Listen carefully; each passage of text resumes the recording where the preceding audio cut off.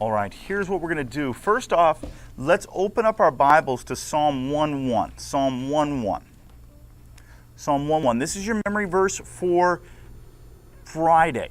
Okay, Friday will be your verse quiz. Here's what your plan is for the week. Everything is due on Friday. Your field notes, I will check. Just so we're all clear, because we didn't do a very good job on this last week. Here's what's expected for your field notes. You read the passage. You put down something that you took away from that passage. And I've been very generous on that. Some of you here, let's just be honest, you're not putting much work into it. You're just putting down like 3 or 4 words, maybe a sentence. And so I will probably start grading a little bit harder on that, because I do want you to actually read it and think about it. But I don't grade very hard on that. I'm just looking, if you read it, you're going to get a 100. Okay, what you're going to have on your field notes, and I'll pass those out again tomorrow. I apologize, there was something wrong with the computer there. Here's what's going to be. It will have each day the passage you are going to read, and then it is going to have at the end a takeaway for the week. Again, that can be anything. Something you read in your Bible reading, something we maybe talked about in class. That can be anything.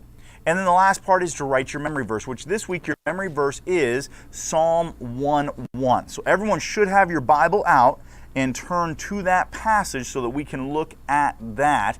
This is, again, the last week of the 9 weeks. So you've got 2 more grades that will go into the book, and that will be your field notes and this verse. Psalm 1:1. Let's see here. Who can read that for me? Psalm 1:1. Brianna, can you read that for me?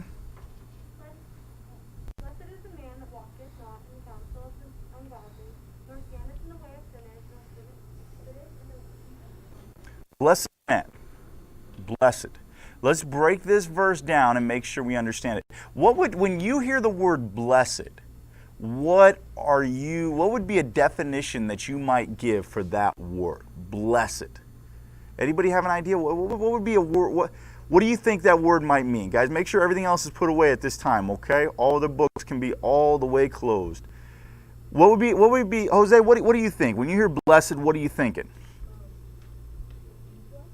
To be blessed, okay? What does the word blessed mean in and of itself? Yeah. I'm sorry, speak up. A gift, okay. Anybody else with an idea? What would you say, if your definition of blessed, what would it be? You know, nowadays people wear shirts, right? You ever seen them say blessed across them or something like that? Maybe you've seen somebody have a shirt or a hat or something like that. But what does that word actually mean? Here's what this word's talking about. The blessed life is the life that God is with. The life that God is helping. Now, God is with everybody. But understand, sometimes God is, and it's going to say, this is, let me give you this definition for blessed in this verse. The best life you can have. The best life you can have. Now, if I were to have you get out a piece of paper and write down, and someday we will do this, write down what is it that you want to do one day for a career. Okay, for a career. Guys, there's no need to get demerits for not listening. So let's make sure we are. For a career, if I were to have you do that, we'd have a lot of different things written down. Right? Anybody want to share with us? What would you love to do one day for a career? Jonathan? What is it? Engineer. Okay, engineer. Like what kind? Like buildings? Not sure yet. Okay, engineer. All right, that's cool. Anyone else? What would be something that you say, man, I would someday love to do this as a career? Anybody have one? Just stay at home the rest of your lives, and okay, that's fine. That's good. No, I'm just joking. You don't have to have anything picked out right now, but sometimes we do have different things that we're like, man, I'm interested in this. I would love to do this. Some people think that if they don't do this with their life, they will never be happy. But the truth of the matter is, the best thing you can do for your life is what we're going to see in Psalm chapter number 1. The best life for you. Blessed is the man. Now, does that mean that ladies are excluded here? No. Why is it often in the Bible it's referred to in the masculine? Now I know it's a crossover here because now we're getting a little bit into grammar. Why is it often referred to in the masculine tense or No, the proper way to write it, if you don't know gender, okay, is the masculine. Okay, if you don't, that way you don't have to say, if you didn't do that, here's what you have to do. Men/women. Every time you wrote it, right? And that would just sort of be annoying and having to keep putting it down there. So the proper way to write it, if you're writing a paper and you're writing about people, you could use, people, you could use that. But if you're going to use a gender, and it's both, or you don't know, you're going to use the masculine gender. And so it doesn't mean anything. It doesn't mean, hey, it's just for men. Now, are there some times in the Bible where men just means for men? But this one is not one of those ones. Now, let me help you guys out one more time. Please, guys, tell me. Your mask needs to be on. Those of you with gum, you need to get rid of it. And make sure you do that, all right? I know you don't like me to keep having to say it. I don't like to either, so let's just do what we know we got to do to get to have this all done, okay? So there we go. Blessed is the man that walketh not in the counsel of the ungodly, nor standeth in the way of sinners, nor sitteth in the seat of the scornful. So here's what it's saying. Your best life, and the first thing it gives you is warnings. Don't go down this path. This week, or it was actually last week, I'm sorry, I was delivering something to somebody who had visited our church, and I was going, and I GPSed where to go. It's in Banning, but it's, there's like basically two different kinds of Banning. There's the Banning right here, and there's Banning sort of on the other side where you've got like the ranches and all the horses, all of that. Well, this one was taking me down there, and it took me on this dirt road. And I'm going through this, and I got to be honest, at some point I stopped because I've just got my little SUV there. And I mean, you got these hills, there's like these big old holes in the road, in the dirt there. And I'm starting to think I'm going to get stuck back here. I'll probably never make it out alive. They'll find my body right here in this car, and you guys will be mourning my death. I knew there would be great weeping in this room when you found that out, and that made me sad to think of how much weeping would go on. So I actually stopped, and I'm thinking about turning around. And there's a car that came up behind me, and I'm like, it's nobody's going fast because you can't, or you'd basically lose your car in a hole. And so I went back to the guy, and I'm like, hey, do you think my car can make it through here? I sort of told him where I needed to go. Like, yeah, you know what, you go just 100 yards more, and you're going to come up on the road, and it's a paved road. You take that, and then actually you can take that paved road out of GPS of when people, like if I have somebody delivered to my house, it always takes them down Sunset, and this road is, if you go all the way down Sunset, it turns into dirt, and then it will keep going for a while. I don't know why. In fact, when I order something, I make sure to tell people, don't follow the GPS. Highland Springs, and it's much better. Here's what the warning is. Just like that guy said, hey, don't go down Sunset, go down Highland Springs because it's a lot better for you. That is basically what Psalm 1:1 is all about. God is saying, okay, you're going to go through this life. You want the best life. Don't go this way. And in fact, in verse number 2, he's going to start telling us the way we need to go. When I read this chapter, it's like directions for your life. And it gives you some people that we should not hang around. Friends are such an important thing, especially at this age. Because you will not understand how much of an impact friends have on you. If I were to ask, do your friends really impact you? Most people would be like, no, I'm my own person. That's who I am. Nobody impacts me. But then you'll catch yourself. You'll catch yourself saying words, and you're like, where did I hear? Oh, that's what they always say. That's what's happening is your friends are impacting you. And we're going to really break this verse down. I don't have a ton of time to do it today because I want to get into some others. But I'm just saying, blessed is the man. And here's the great analogy I like to use for this. Your life, the Christian life, is a race. Paul compares it to that. And when you come to Psalm 1, we sort of see an analogy of running a race. Blessed is the man that walketh not in the counsel of the ungodly. If you're going to win a race, you're not going to start walking.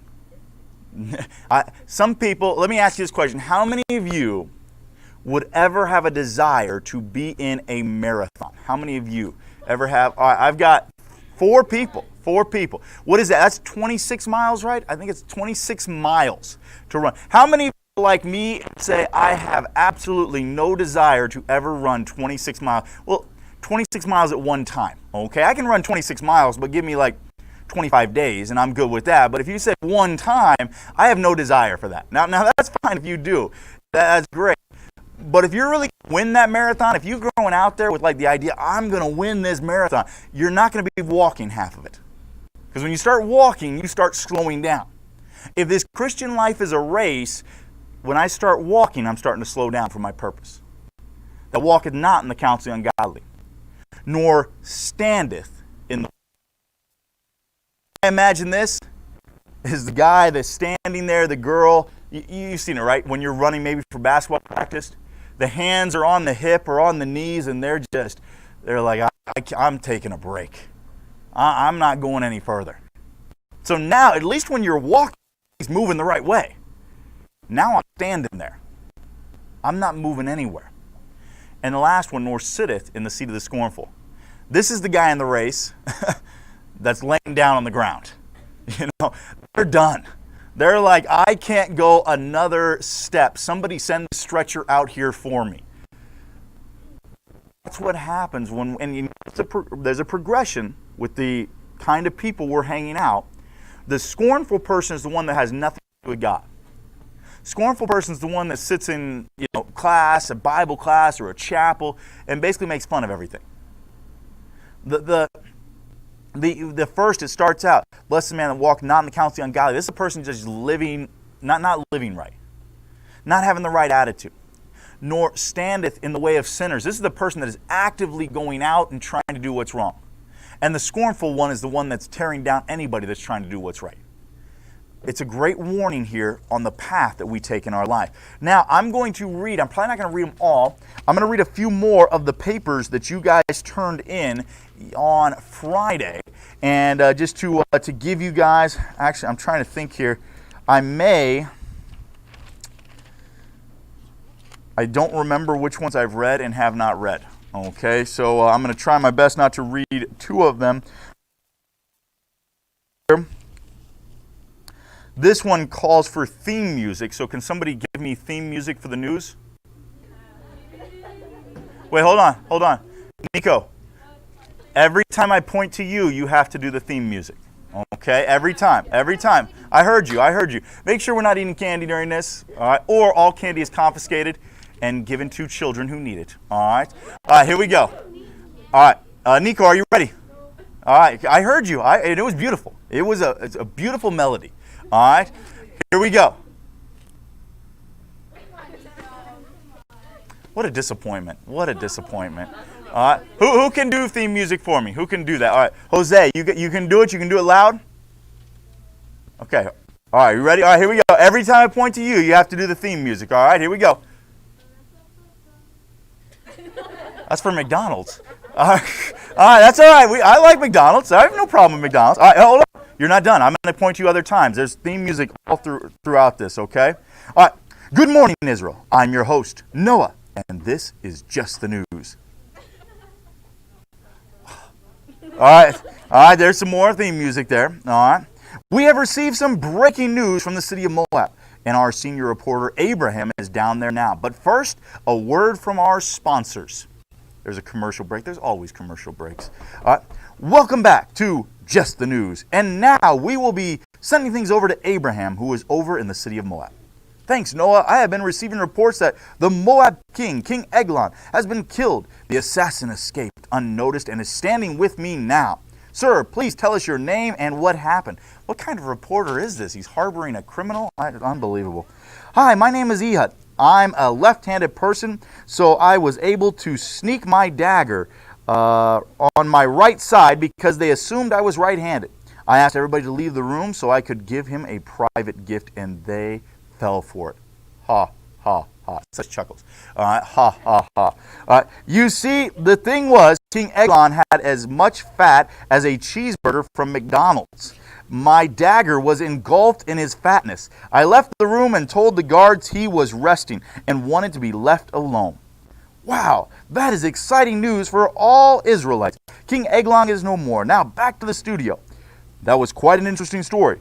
But that is all for today, so join us tomorrow at 8 for Just the News. There it is. All right, thank you. That's teamwork right there. Thank you, Jose. Unfortunately, Nico let us all down. All right, here we go. No booing, Nico. No booing. All right. Welcome to OBC News. Breaking news. We've just received some reports that King Eglon, the ruler of Moab, has been assassinated. Now on to the scene with our reporter, Carl. Ah, yes, thank you, Susie. As you can see, we are right next to the crime scene, and it looks like they are observing the dead body right now. Yeah, he doesn't look like he's in good shape. Well, if he's dead, he's not in good shape. That is, all right. Hey, you over there, could you tell us what happened to King Eglon? Yeah, I murdered him. Really? What's your name? Ehud. My name is Ehud, and the assassination was pretty easy too. I offered him a present, then asked if I could speak with him privately, and then bam! Thrusted my dagger into his side. He was so fat that his body basically ate my knife. It kind of sucked since that was my favorite dagger, but oh well. At least he's dead now. Well, off to conquer some stuff, I guess. Well, then, what an interesting story. That was, stay tuned, viewers, for a special showing at 10. All right, I'm telling you what, Ehud does not sound like a very nice guy. All right, I'm just saying that. He's very, very, very brutal. Now, I know we're all getting excited because of all the news reports, but your mask still must stay on, all right? And the gum is still against the rules, and in fact, at this point, if not spit out, it will have to be a demerit. All right, here we go. I'm going to read one more. All right, one more. Okay, hold on. This one's going to be a little bit tougher. I'm trying to read the writing here. Jeff.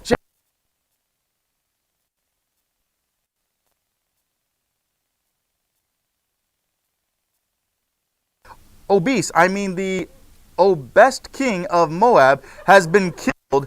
No one has seen the murder weapon, but Bob. What is the weapon is in the king's gut, and is the weapon, but we still don't know who is the murderer. Let's interview the guards. So, do you know anything about the murder? No, we don't. We checked the last guy that went in there, his left leg for a weapon. Why didn't you check the right leg? Well, because when most people draw out a weapon, they take their right hand and draw the weapon from their left leg. But what if they're left-handed? Well, looks like we have a left-handed assassin. The noise sounds like... Sorry. That was not a very good trumpet, all right? Oh no, seems like the Israelites are escaping, and who's blowing the trumpet? It's Ehud, a Benjamite. He must have been the murderer. What's going on? It seems we're being attacked. No! All right, there we have it, all right? We've got some expert reporting going on, and let me just say, a bright future in being a reporter for so many of you. All right, take out your books. Turn with me to page 71. Shh, nobody talking, page 71. We go to our next book of the Bible. We have covered all the way. I know it's not going quickly, but we have covered quite a few books. We're through the book of Judges, and we come to the book of Ruth. Ruth is a very interesting book. And the reason is there are only 2 books in the Bible named after a lady. Ruth, of course, is one.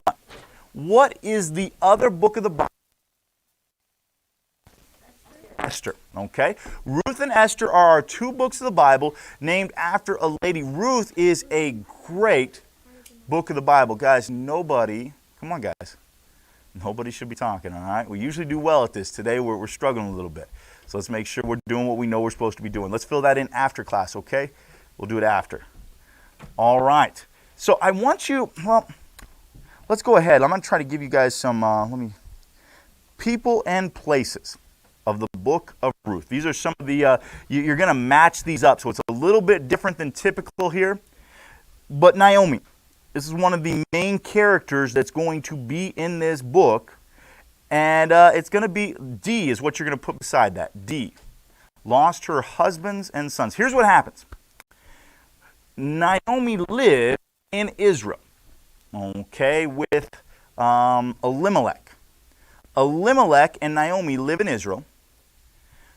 They live in the town of Bethlehem. But a famine comes into the land. So when the famine comes into the land, they leave Israel to go to the land of Moab. Now here's the problem. They weren't supposed to go to Moab. God told them not to go to Moab. They were not supposed to leave the land and go, but they had a problem, and they thought the only way to solve it was to go to Moab. And so that's what they do. They go down there. They have two sons. Now, the Bible doesn't tell us how long they were there, Mahlon and Chilion. And by the way, back then, Bible names meant something. Like, name, probably your parents didn't do an in-depth study of what does your name mean before they named you that. We just name people more on, I know for my kids, my wife picked all the names, and just names that she had liked and different things. There's not like this in-depth. Bible times, the name really meant something. And both of these boys, their name basically meant sickly and weak. Not really great names that you want to have. But it tells you a little bit about them. That they had some issues. So they go down. They're in Moab. They live there for a while. They're actually going to get married. They're going to get married. And they are going to, they're going to have Ruth is going to get married to one of them. And a lady by the name of will get married to the other. Both of them are from Moab. They get married. They live there for a period of time. But they both are going to pass away. And in fact, the dad, Elimelech, both sons, end up passing away in Moab. Again, the Bible doesn't give us details on how long. So Naomi is now in a foreign country where she doesn't really have any family. She has her two daughter-in-laws, but she's going to decide to go back to Bethlehem. And so she gets everything ready. She's going to go back. And actually, take your Bibles. I want you to see this verse because I think it's such an important verse to really understand. Ruth chapter number 1. Everybody take your Bibles to Ruth chapter number 1 because I think this will help you. This is, to me, one of the great verses in all the Bible, but also will help you understand everything else we're going to be talking about. So basically, here's what happens. They get there, they're going to, they pass away, Naomi's going to come back. Verse number 6, it says, Then she arose with her daughters-in-law that she might return from the country of Moab. For she had heard in the country of Moab how that the Lord had visited his people in giving them bread. So here's what she hears. Okay, the famine's gone. I've got nothing left to live for here. I'm going back to my home. Verse number 7. She was and her two daughters-in-law with her, and they went on the way to return unto the land of Judah. So Orpah and Ruth are going to go back with her. Verse 8, Naomi said unto her two daughters-in-law, Go, return each to her mother's house. The Lord deal kindly with you as you've dealt with the dead and with me. The Lord grant you that ye may find rest, each of you in the house of her husband. That she kissed them, and they lift up their voice and wept. This is like a Hallmark movie moment, okay? This is basically what we're looking at. They want to go with their mother-in-law. Their mother-in-law says, no, you need to go back. Stay here. This is your home. Stay with your family. And there's tears flowing, and all of that's going on. That's what we're reading right here. Verse number 10. And they said unto her, Surely we will return with thee unto thy people. And Naomi said, Turn again, my daughters. Why will you go with me? Are there yet any more sons in my womb that they may be your husbands? Now that sounds weird until we understand the Jewish culture. Especially back in this time, Bible times, the women did not really do a lot of work outside of this. Was a cultural thing. They did not do a lot of work outside of different places. So for them to make a living was very difficult. So God set up to protect where if somebody was married and let's say the husband died, the wife was then taken, or the wife would then get married to one of the brothers. That would be a big deal because now you're not only just checking out, the guy that you're getting married to, but the entire family, because you could end up getting married to one of the other brothers. That was the plan. That was one of the ways that God set, and we're like, that's what kind, and again, that's something that God set up to protect the woman that would have maybe children or something like that, so they weren't just left to fend for themselves. And so Naomi says, listen, I only had 2 sons. They're both dead. I'm old. I'm not having any more children. So you staying with me, you're basically saying I'm never going to get married, all of this. That's what she's telling them and trying to discourage them. Verse number 12, turn in, my daughters, go your way, for I am too old to have a husband. If I should say I have hope, if I should have a husband also tonight and should also bear my sons, would ye, they were grown, would you stand for them from having husbands? That the hand of the Lord has gone out against me. Again, what is she saying? Say I have children tomorrow. Are you going to wait for them to be older? That's not, she's trying, and here's what she's trying to do. She's giving them all the logical reasons to go back home.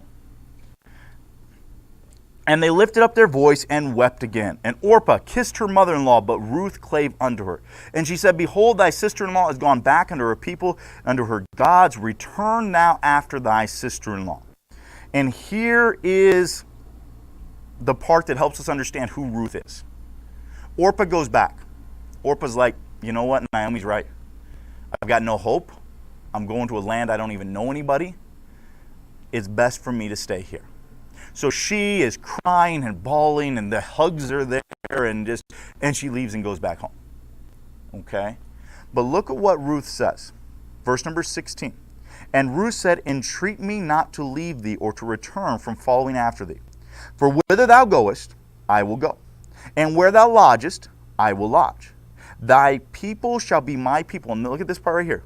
And thy God, my God.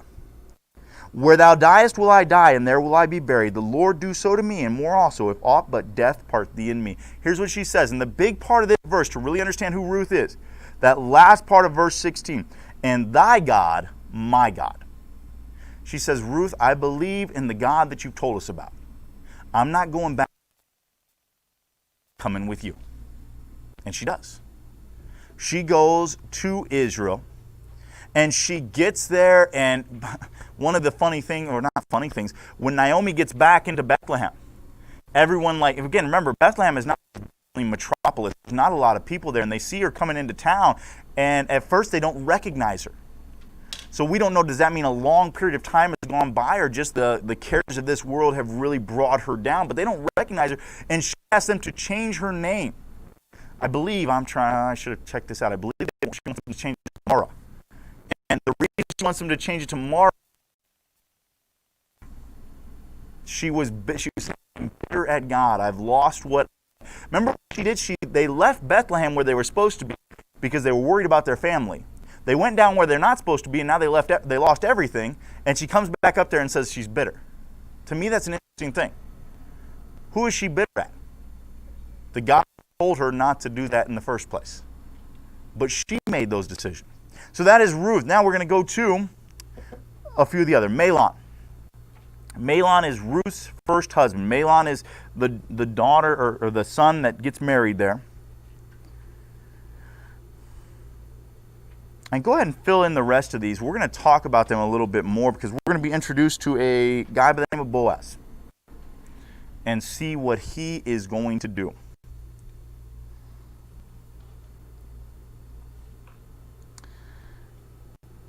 So, let me give you a brief synopsis just for a moment. Here's what happens. In Israel, they do not have set up, they don't have welfare like what we think of welfare today. But they did have a form of welfare. Here's what it was. The guys would go out and they would glean in the field. What does that mean? They would cut down all of the different crops and they would bring them in, but they were commanded to do a few things. The first thing is there were corners of their field that they were not supposed to bring in. They were supposed to leave them there. And the people that did not have money or food were to go there and to get some of that, and that's what they were going to use to feed their family.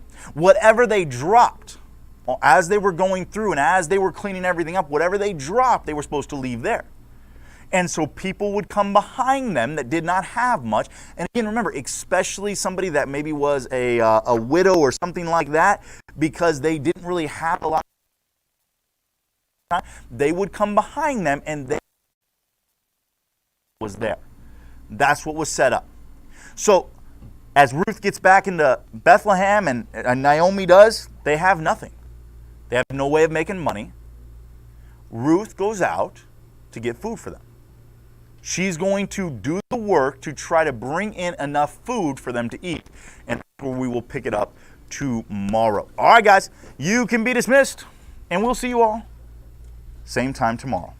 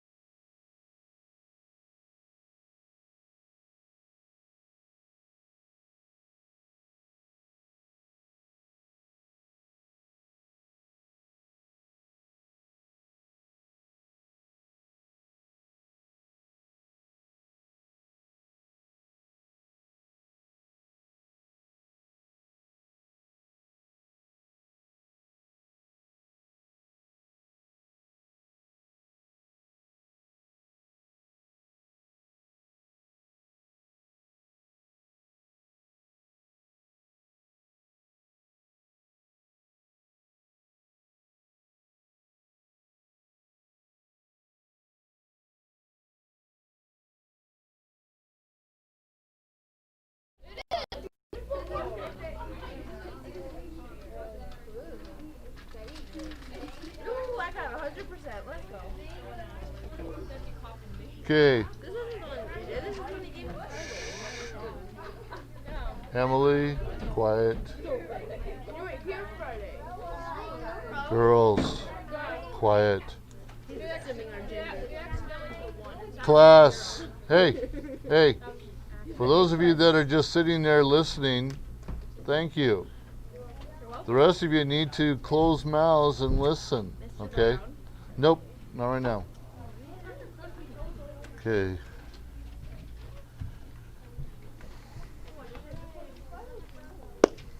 New student. What's your name? Aliana. Eliana. Right? Did I say it right? Okay. Did they give you the books for this class? No books?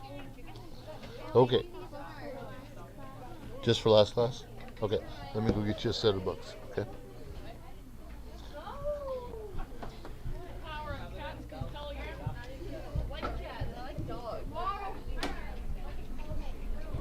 It took a while, but we finally got it.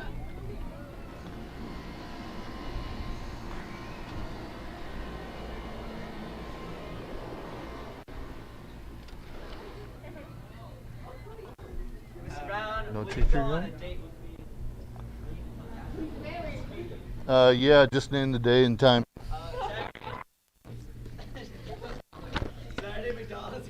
Just don't bring your girlfriend, okay? Okay, I'm sorry, Derek. That's all you did. Hey. I get it.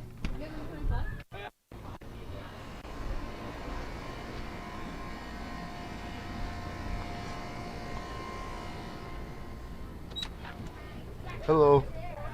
You going there or here? Okay. It took a while. I'm sorry? Are you teaching this class right now? Yeah. Can I stick my lunch pail in? Sure. I forgot to do that just now. Mr. Brown, it took a while, but I finally got one.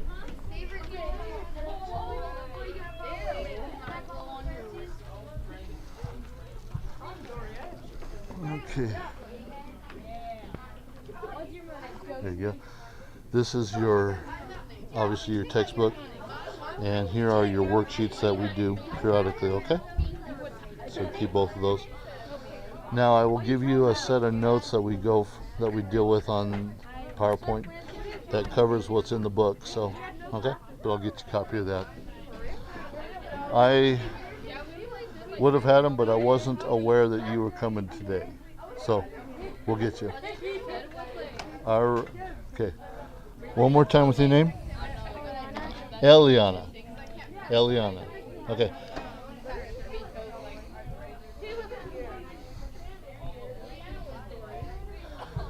Okay, Mia, DL, give me a moment here. Okay. John, he was. We have to, On Friday? He was blowing by. we have a new student that I just need to get things for. Okay. So bear with me just a few minutes. Sorry about the interruption. Okay.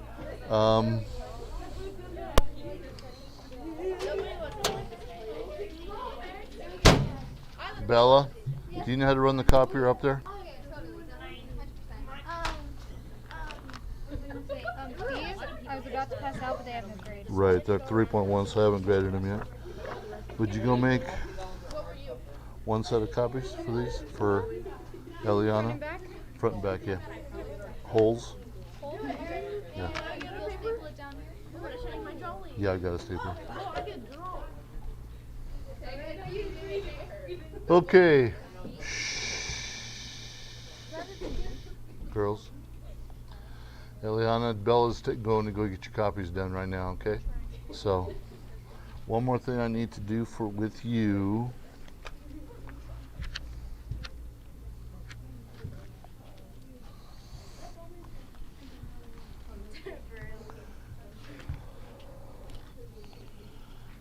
Okay. E-L? E-L-L-I-A-N-A? Yeah. What's your last name? Fernandez.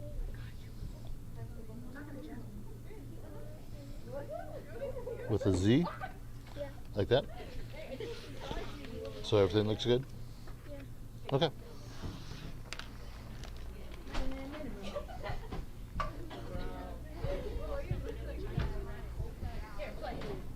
There's an exclamation point or a question mark. Okay.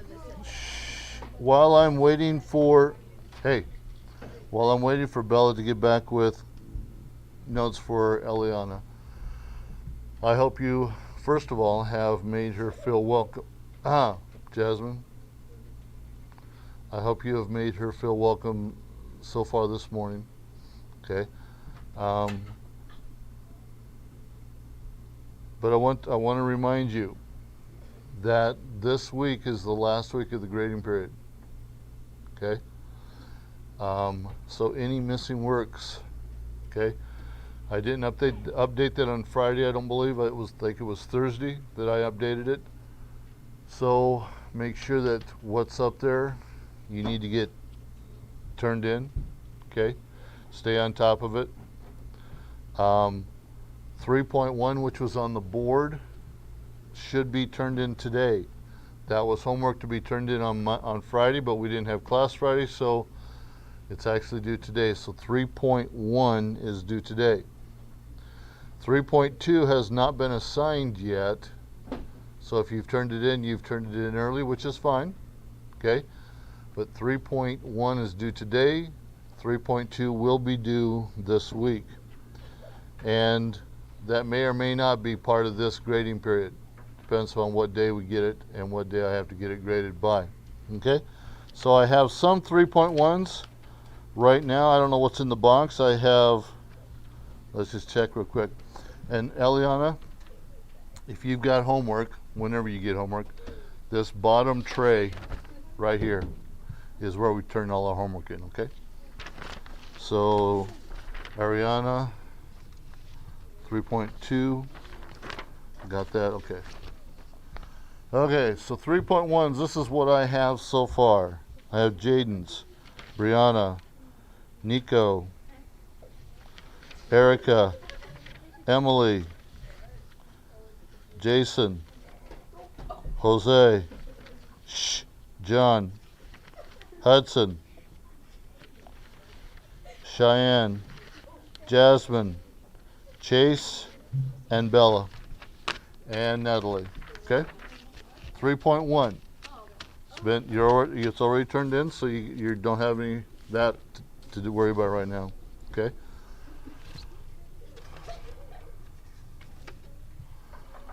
Okay.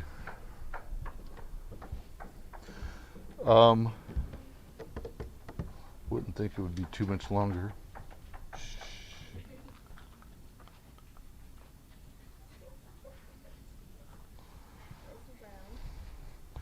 Yes. Can you put a smiley face on there?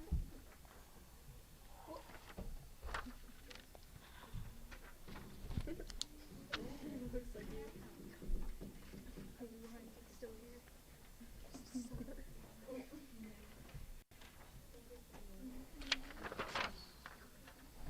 Thank you. Yeah.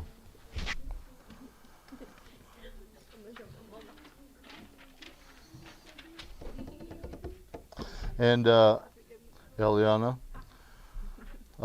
once you get into the groove of things, if you, especially like on these worksheets, in that small book there, if you want to work ahead, that's fine. I have no problem with you turning work in early.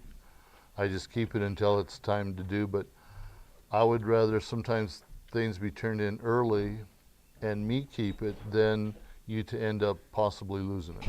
Okay, so that's perfectly fine with me. Okay, this mine? No. Okay, this is hers. Thank you.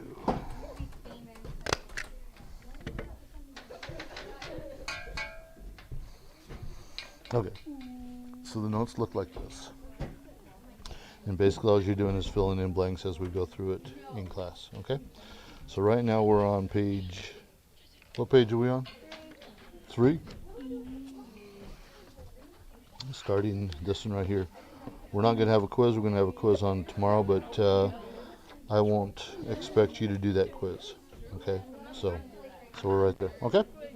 Any questions right now? Okay.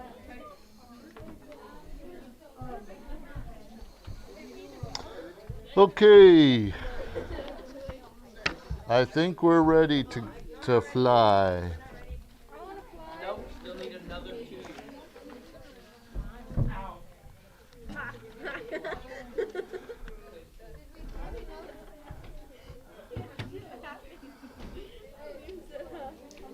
Okay.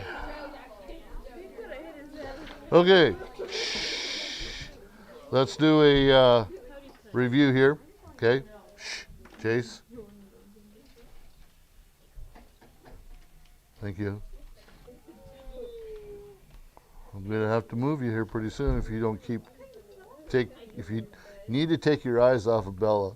Okay. Okay. Yeah. Okay. So. She was the one who asked me a question. I asked if we did any notes. I asked Chase, it's the guy that's supposed to ask the girl the question. Okay? about the notes. Okay. Moving on. Here we go. What is the line of powder left on a piece of unglazed porcelain by a mineral? The streak. Shh. Let me finish. Let me finish the question. What is the way light is reflected from the surface of a mineral? Reflection. Luster. Okay. What is the scale? Why didn't you say something that's not up? You didn't say. Because we wanted to make it harder on us. Okay. Now I gotta go back. Good grief, man. Waste my time. Okay. Here was the shh. Nico.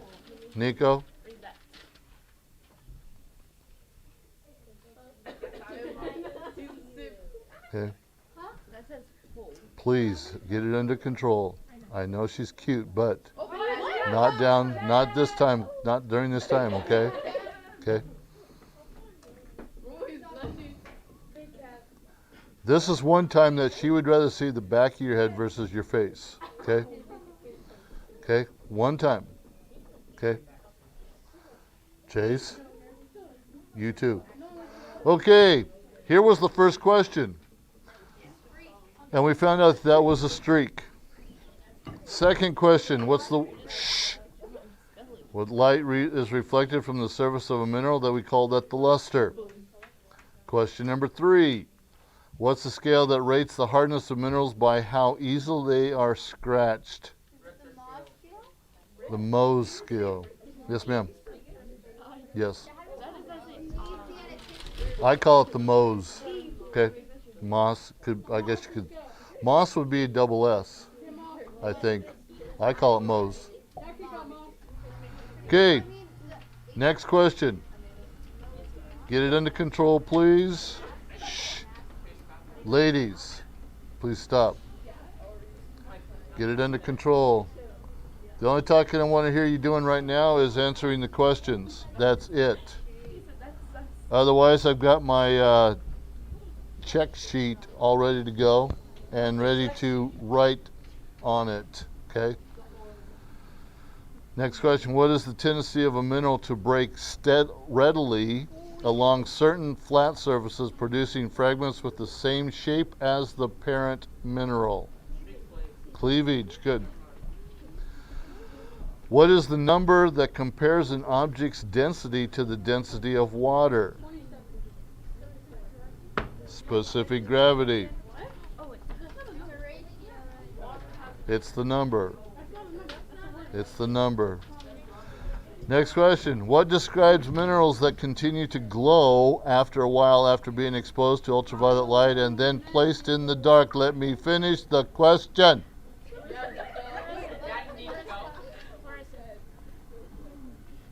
Phosphorescent. Okay. Okay. Talking about valued minerals today. Okay. Or valuable. I'm one page behind, so let me switch pages here. There she blows. Okay. Shh. Okay. General information, minerals. These are just substances found naturally in the earth by a crystalline structure.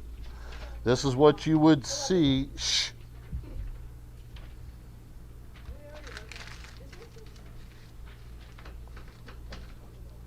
Okay.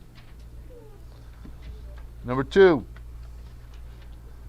Minerals can be mined, which means extracted from the earth. So minerals are like gold. They can be extracted from the earth, or what we call mined. Now, keep in mind, I'm hearing a lot of comments that shouldn't be. Keep in mind, this is just some general information going into this section. Okay? It's not under any category, it's just general thoughts, okay, of that. You need number 1, minerals, okay. Number 2, they can be mined, which means you dig them up. Number 3, minerals provide man with metals and building materials. And you say, well, how do they take the minerals and make building materials? Well, necklaces, jewelry, that's part of building some kind of material. Okay. Number 4. Wait. Hurry up. No. Yes. No. Quit arguing with me. No. Yes. Okay. Number 4. Now here's where the work comes in. They can be crafted into dazzling gemstones, okay, jewelry, and works of art, okay.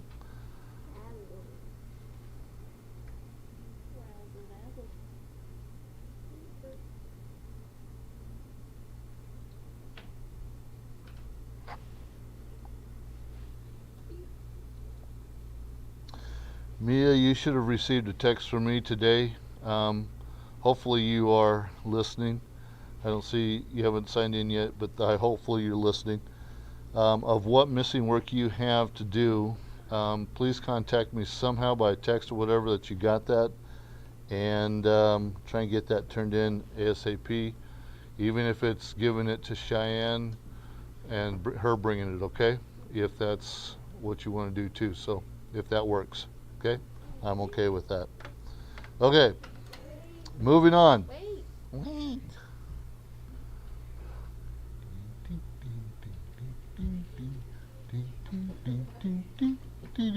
Oh, you're done. Good. Huh? Metals, building materials. Who said I was done? Shh. Are you done? Are you done? Yeah. Good. Okay, our first valuable mineral is what we call metals, or what's called metals. They are the gold, the silver, the copper, the iron, the aluminum, and the platinum. Okay?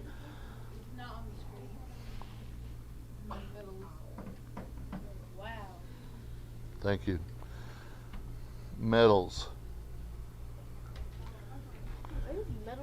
These are what valuable ones, and that's what our category is, valuable ones. Okay? Valuable doesn't necessarily always mean monetary. Okay? Doesn't always mean that it's the richest, okay? Or that it's going to give you a lot of money. It is just valuable just means that it's used readily, okay, for a lot of things. Okay, and so people rely upon these metals in a lot of different ways. They're used, number 2, to make everything such as aircrafts, automobiles, tools, and electrical devices. And you can put a lot more categories to that, okay? An ore, for example, is any mineral that contains a valuable metallic element, okay? And so these would be ores. And yes, the left one has green on it, okay? Just wanted to point that out to someone, okay?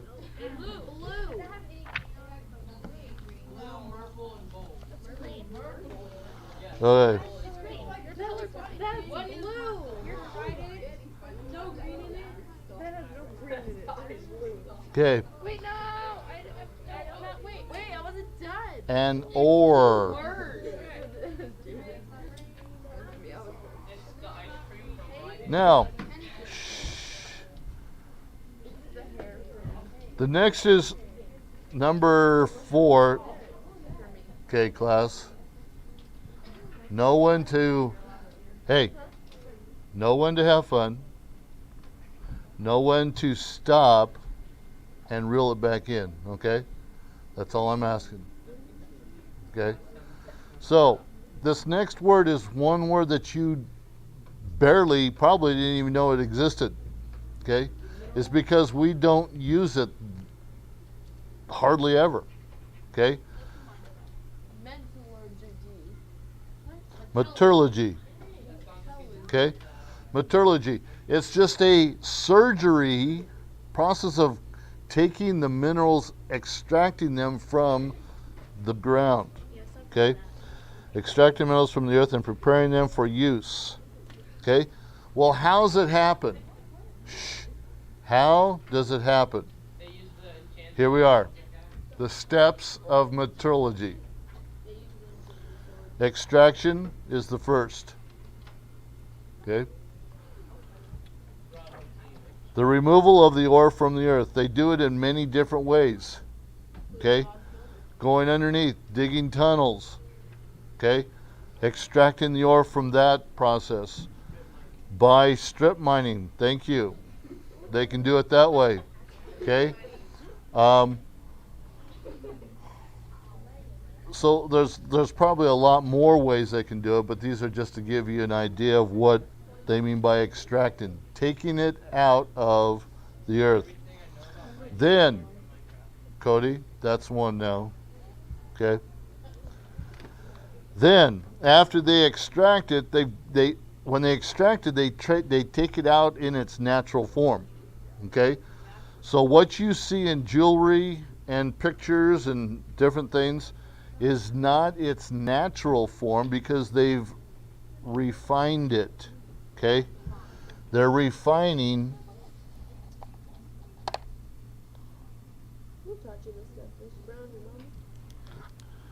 So removal of the impurities by heat, chemical action, or combination of the two until a desired level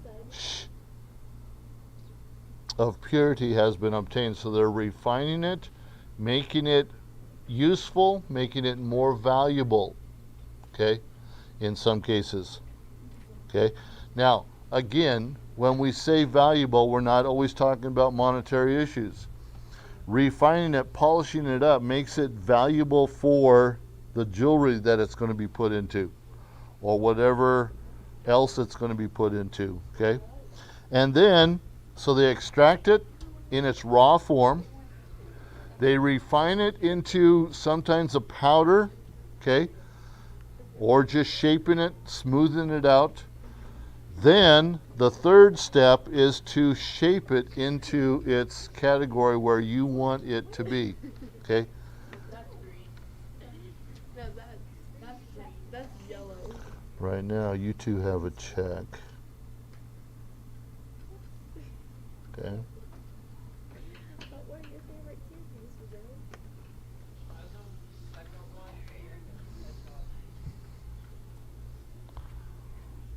It's not. Looks like it, but it's not. Okay? So they've taken the ruby and put it into a ring. They take these crystals, put them into whatever category, whatever object that they want to sell or display, and so they have to shape it to match what it's going to go into. John?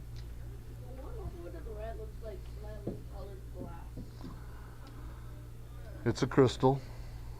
Yeah. Okay. Now here are some useful metals. Okay. We start off with aluminum. Okay. Aluminum is the most abundant metal in the Earth's crust. Okay. Gotta check, Nico.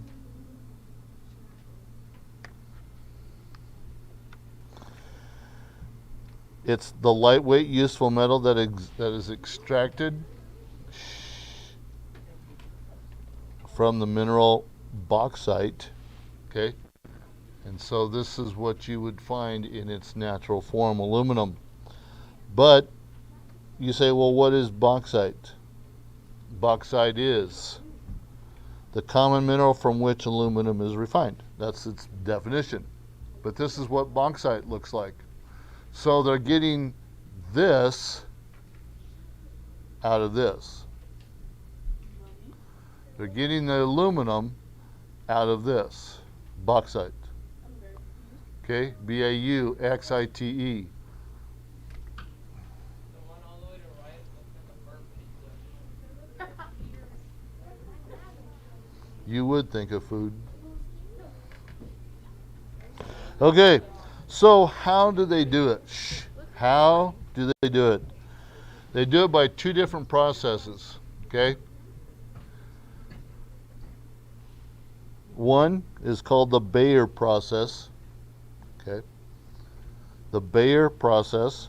It's a process in which bauxite is heated in a high pressure container with lyre and is used to form the chemical aluminum, okay? So through the Bayer process, they get that silver aluminum looking metal. Okay? The Bayer process. Bayer is heating it up. Okay? Now, maybe how many know what Bayer aspirin is? Okay? Or do you know what aspirin is? Okay? It's a headache relieving medicine. Sometimes a sore joint, sore muscle relieving medicine. Okay? But when it gets into your system, it gets heated up by your body heat. Okay? And that's how that sometimes works for you. Okay? So if you put the two together, Bayer aspirin and Bayer process, it's the heating up process of this metal, bauxite. The second one is what's called the Hall-Héroult or Héroult process. I guess this one could even be used with that Bayer aspirin because when it gets down into your system, it starts getting dissolved. Okay, but this is the process in which the alumina is dissolved in the mineral cryolite, and electricity is used to remove aluminum metal. Okay. So the Bayer heats it up.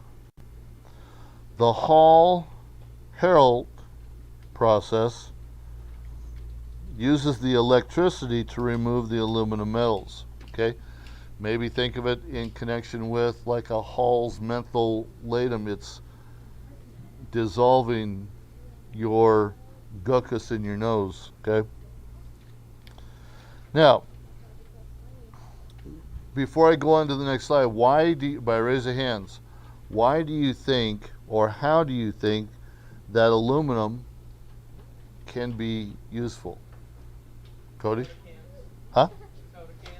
Soda cans, okay. John? It doesn't rust. It doesn't rust, or it takes a lot to get it to rust. Yeah, but yeah.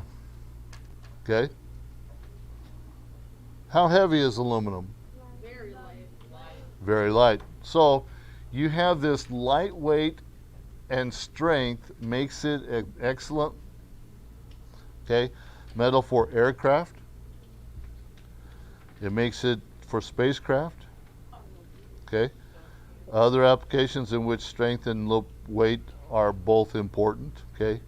So let's just give you a couple things. Now, our aircrafts are made out of aluminum, yeah, parts of them, okay? Because it can withstand the heat, it can withstand the pressure, okay? It's lightweight to allows the plane to be able to fly in the air more, okay? Spacecrafts along the same line out there in space, there's no gravity, so things have to be able to float, and they have to be of light material so that they can not exert any more fuel than what they need to exert while they're out there, okay? It's also used in kitchen, okay? In kitchen foil, tin foil, aluminum foil, soft drink cans, there you go. Automobile wheels, okay? It's just a harder substance. They've shaped it into a harder substance, but it's still light enough to where it can be used and used properly, okay? The second one is iron. This is the second most common metal in the Earth's crust. I'm going to move a little bit quicker now. The methods of refining iron are: the furnace is filled with iron ore, limestone, and coke, or an impure form of carbon derived from coal. Once the impure iron is processed, it forms a substance known as pig iron, or a substance used in a variety of products such as cast iron cookware, cinder blocks, and asphalt, okay? The iron's heated hot enough to burn off the impurities, but not to melt the iron. This produces a solid powdery form of iron called sponge iron. And then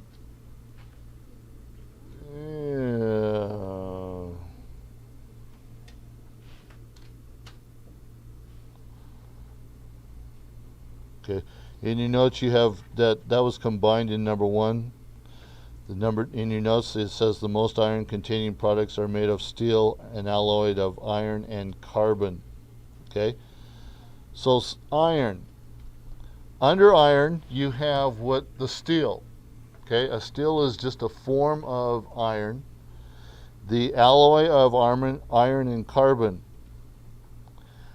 Alloy is just a metal mixture. And then you also have, okay, not going too fast, am I? Can you go back to number B? For all the way B? No, not first B, the second B. 1B. Did I not do that? You did, but I missed it. It wasn't done right yet. Direct iron reduction. Okay. I must have missed over that. Where they use methane gas instead of coke to refine the iron. Okay. Okay. Okay, so still, an alloy is a metal mixture. Stainless steel comes from this. An alloy of iron, carbon, and nickel or chromium. Yeah, what was A? Alloy. Alloy. How do you spell H? O-Y. Okay. Then our third one is copper. How was it done with B? Just copy. Stainless steel. Stainless steel. Copper. Okay, that's the reddish orange metal often used for electrical wiring. 2 alloys of copper are brass, a mixture of copper and zinc.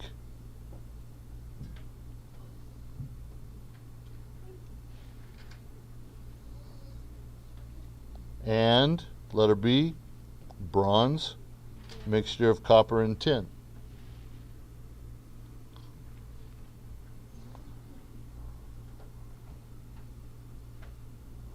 Our fourth Letter D is lead, used for radiation shielding, automobile batteries, and small arms ammunition. Lead. Next, E is nickel. This is used in stainless steel, electrical heating elements, certain scientific instruments, and magnets. So the nickel.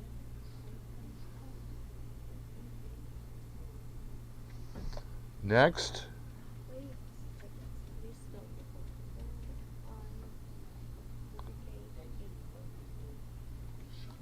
is tin, used to coat other metals to prevent corrosion and to make coins.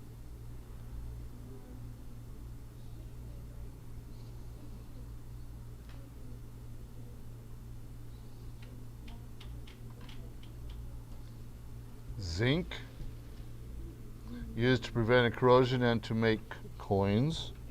Okay, so both tin and zinc are used in that same fashion. And I think we'll stop at this one. Uranium, used as fuel for nuclear reactors. Okay, what they make nuclear bombs out of, this type of thing. Now, you have for homework, prepare for quiz 7. Here's what we're going to do tomorrow. Mia, also with you. We're going to finish this set of notes, number 6, A, B, and C, before we do the quiz, because that might be on your quiz. Okay, can't remember. But I'm thinking not, but it might be. So we'll finish this first, have our quiz, and then we'll go into the next lesson, lesson 34. Okay? Okay. So, Mia, I see you signed in. That's great. Glad to see you were with us. And Eliana, glad to have you here. Okay? Glad to have you with us. Okay, that's going to conclude today on metals. Tune in tomorrow for another saga of valuable minerals. See you later. And you are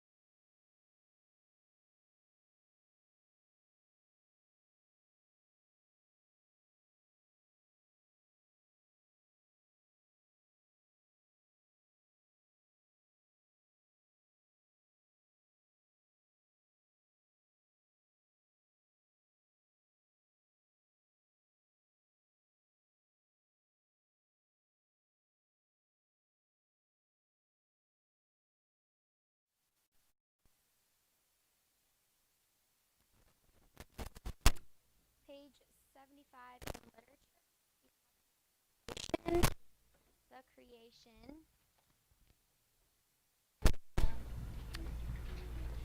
Okay, The Creation was written by James Weldon Johnson. Okay, some things that we talked about last class period are personification. Okay, that's a comparison in which human objects or human qualities are given to inanimate objects or animals.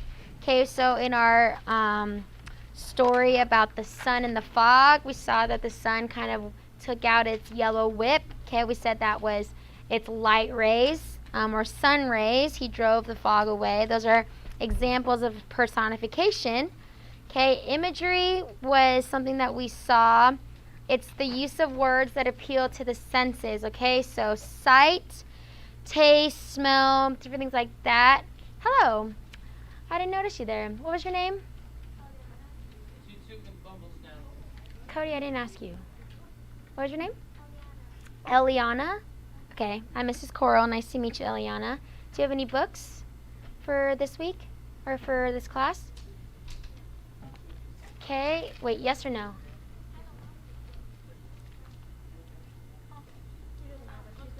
Okay. Ooh.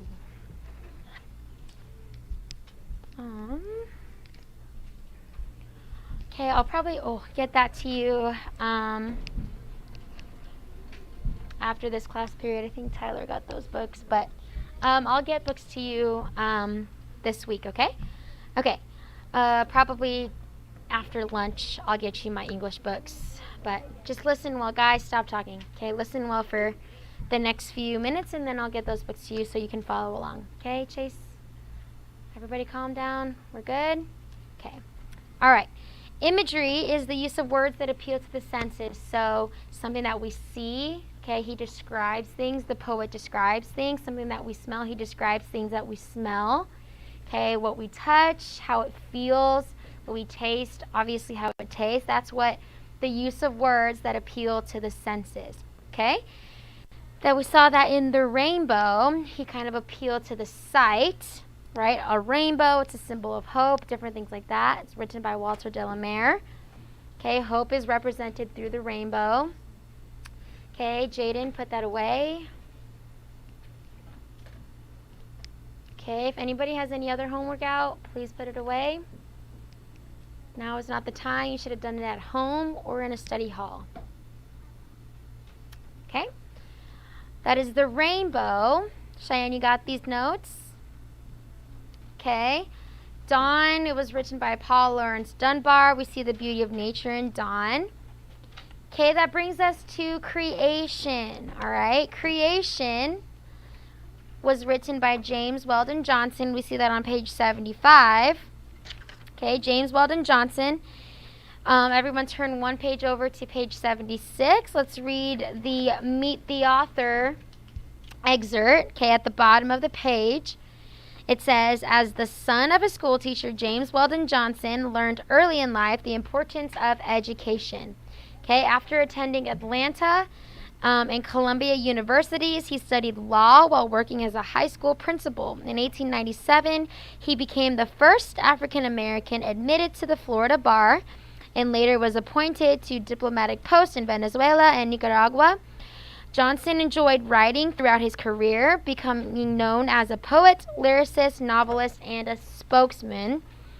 He is perhaps best known for his work God's Trombones, which is a collection of 7 free-verse sermons from which the preceding selection was taken. So this book, or this work, The Creation, was taken from his bigger work, God's Trombones. Okay?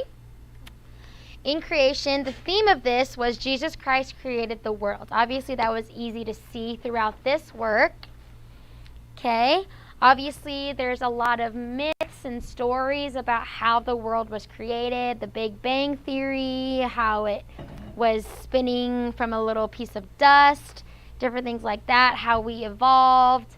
Okay? But we know that God's word in Genesis 1:1, it says, in the beginning, who created the heaven and the earth, class?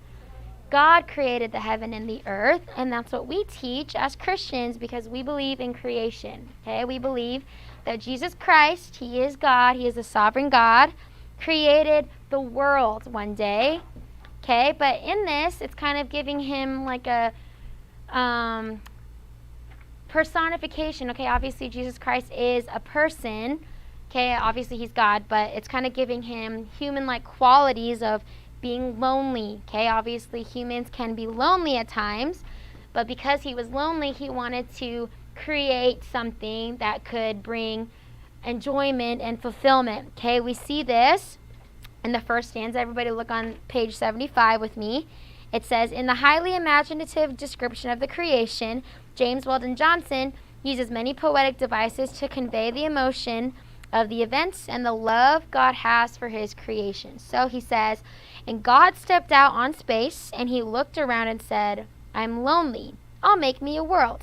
And as far as the eye of God could see, darkness covered everything, blacker than 100 midnights down in the cypress swamp. So you see how he uses really good description there. He says blacker than 100 midnights down in a cypress swamp. Okay.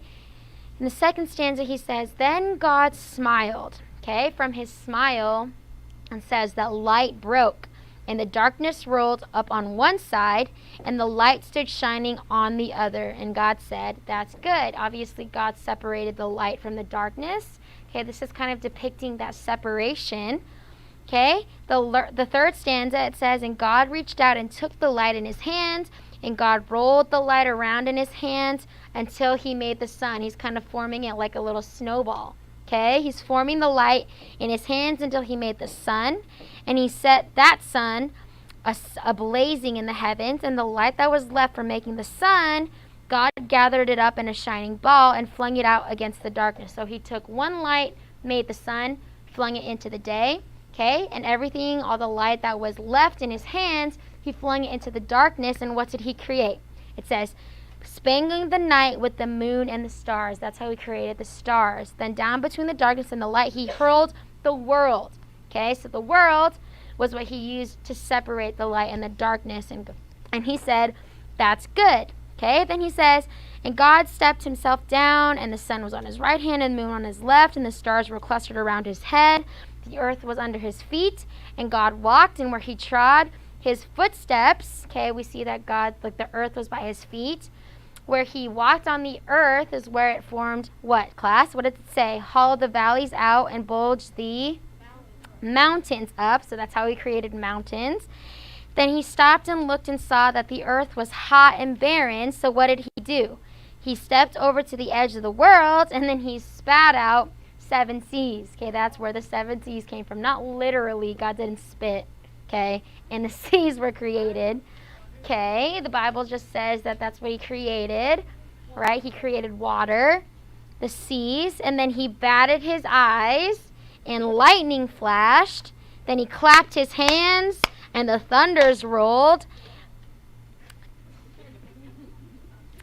Okay, and the waters above the earth came down, and cooling waters came down. So he saw that it was barren, and then he created all this stuff to help. Okay, he says the grass sprouted, the little red flowers blossomed, the pine trees pointed his finger to the sky, the oak spread out his arms. Okay, all of this is kind of use of what term, class? Good. Personification. Chased it up. Okay. Do you think grass, well, obviously grass sprouted, but the little red flowers blossomed? Do you think the pine tree pointed a finger to the sky literally? Okay, no. Literally, they have branches. Okay, so, guys, I didn't ask for any opinions. Okay? Shh. All right? Chase, stop talking. Okay, the oak spread out his arms. Obviously, oaks don't have arms. They have branches. The lakes cuddle. Do you think lakes can cuddle? Okay, those are human qualities in inanimate objects. That is personification, okay? The rivers ran down the sea. God smiled again. A rainbow appeared and curled itself around his shoulders. This is basically just really good description that James Weldon Johnson was using. Okay, then he raised his arm and waved his hand over the sea and over the land, and he says, bring forth, bring forth. Then fishes and fowls, beasts and birds swam the rivers and the seas. They roamed the forest, and then he split the air with their wings. God created animals. Okay, go ahead and turn the page to page 76. Okay, after he created the earth, after he created the seas, after he created all the plants and the animals, what did God still say? He was, do you guys see that in line number 69? And God said, what, class? I'm lonely still. So what else did he have to make? He had to make people. So he says, then God sat down on the side of a hill where he could think.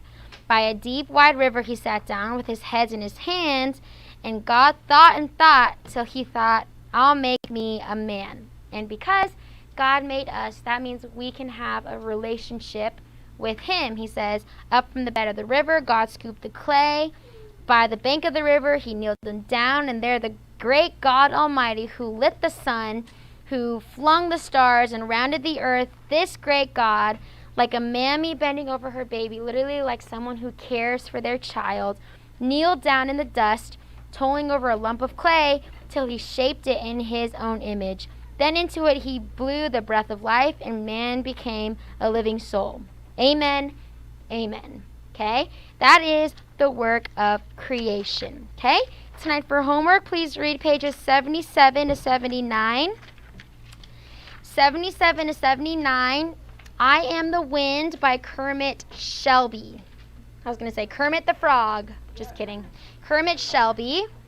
Okay, that is your homework for tonight. Pages 77 to 79. Make sure you're writing this down. We will discuss this tomorrow. Okay, so pages 77 to 79. All right, go ahead and take out your vocab books really quickly. Okay, we'll review those for your quiz 7 tomorrow. Okay, last night for homework, or Friday night for homework, you should have done exercise B. Okay, so let's review those together. Exercise B says write the word that is nearly a synonym of the word given to you. Okay, yes. I had a question on Okay, 7 and 8. 7 and 8. Okay. If you guys don't really know what some of these words mean, you can look them up. Dereliction is basically something that you're missing, okay, or avoidance, okay? I can look up the exact definition for you. It is the state of having been abandoned or the shameful failure to fulfill one's obligation. So basically, negligence, okay? All right, let's do number 1. Class, what is a synonym of the word luscious? Good, delectable. Okay, number 2, what is a synonym of the word motto? Maxim, an adage, proverb, or saying. Good. Number 3, energizing. Exhilarating. Good. That is refreshing, invigorating, stimulating. Number 4, the majority opinion. Good. Consensus, that is agreement reached by a group. It's basically saying everyone is voting on this or everyone thinks this. This is a consensus, okay? Number 5, a tale. Anecdote, okay? It's basically a brief story or a narrative. It's like a story or a tale, okay? Number 6, territory. Good. Domain, that is a field, a sphere, or a province. Number 7, the synonym of the word wrong. Not delinquents. Grievance, okay? Grievance is basically complaint, injustice, or something that's wrong. Injustice, kind of wrong. That is where the synonym is connected. And then number 8, dereliction of duty. Delinquent, okay? Delinquent means guilty of offense, neglectful, overdue. Dereliction is basically abandoning something, negligence. That's where the synonym is. Okay? Tonight for homework, you need to study list number 7 for your quiz tomorrow. Obviously, Eliana, you won't take this quiz tomorrow because this is your first day today. But for those of you we've been studying this work, this list. So list number 7, quiz tomorrow. Okay, you are illustrating your rule number 2. Okay, rule number 2 is double the final consonant before a suffix beginning with a vowel. Okay, if a suffix begins with a vowel, then you double the final consonant if the word has one syllable. Okay, everyone should still have their vocab books out. Okay, following along on page number 4. Rule number 2, okay, beginning with a vowel if this word has only one syllable. So one syllable words, plan. If my suffix is beginning with a vowel, I double the final consonant. So that's why I have 2 N's. Okay, ship, one syllable, double the final consonant. Brag, one syllable, double the final consonant. If my words are or my suffixes are ending in a vowel or beginning with a vowel. Okay, so ed, vowel, ed, ing. Okay, both of those are vowels. I would double the final consonants with one syllable words. Okay, if the last syllable is accented, okay, then I would still double the word. Okay, begin. Begin is the second syllable. Okay, then I would double the final consonant. Notice how my suffixes are beginning with a vowel. Same thing. Refer. Fur is accented in that word. Referring, ing, begins with a vowel. I would double the R. Commit. Mit is accented, the second syllable. I would double the T. Notice that. Forbid. Bid is accented. I would double the D. Double the D. Okay? That is alliteration. Okay? And then confer. I would double the R in conferred. Okay? Notice how the last syllable, if it's not accented, you do not double the words. Okay, so marvel. Mar, the first syllable is accented. I would not double the end syllable. Okay, so that is why traveled. Okay, travel has one L. Counsel has one L because the first syllable of the word is accented. Okay, make sure you guys are studying that. And then not ending in a single consonant preceded by a single vowel. Okay, cramp, I would just keep one P. And then look, I would just keep one K. Okay, make sure you're studying those, studying your vocabulary words. Let's read through those one time. Okay, starting with number 1, antidote. Okay, we're going to say the word and we're going to say the definition. Okay, ready, begin. Antidote, brief story narrative. Consensus, agreement reached by a group. Number 3, delectable, delightful, delicious. Delinquent, guilty of offense, neglectful, overdue. Say the word with me, sorry guys. Domain, field, sphere, province. Epitaph, tombstone, inscription. Exhilarating, refreshing, invigorating, stimulating. Girls in the back, make sure you're following along with us. Feasible, possible, logical. Grievance, complaint, justice. Maxim, adage, proverb, saying. Okay? That is your list 7 for tomorrow's quiz. Okay, go ahead and put that away, and then let's take out our grammar books. Okay, I apologize to those with the blue book. I still wasn't able to make copies. I forgot. So I'll make that today, but just listen while we go over page number. You can still open your book, though. Page number 53 and 54, exercise A and B. Okay, diagramming, subjects and your verbs. Okay, you should have done that. We'll go over those in a second. Shh. Okay, if you have a question, you raise your hand. Yes, Brianna? What day did you say we were having a Grammar grammar quiz? quiz, not this week. I moved it to next Tuesday. Tuesday, November 10th is a grammar quiz, okay? Tuesday, November 10th. But because we still have to go over this section. Shh. Okay, please raise your hand if you have a question.